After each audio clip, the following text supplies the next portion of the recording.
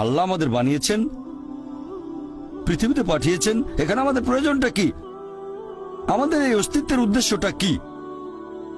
আল্লাহ এর উত্তরে বলেছেন সূরা মুলক অধ্যায় নম্বর 67 আয়াত নম্বর 2।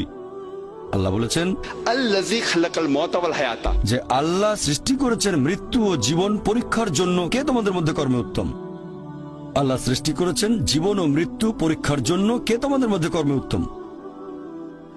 আল্লাহ পবিত্র কোরআনে বলেছেন সূরা আলে ইমরান অধ্যায় নম্বর 3 আয়াত 185।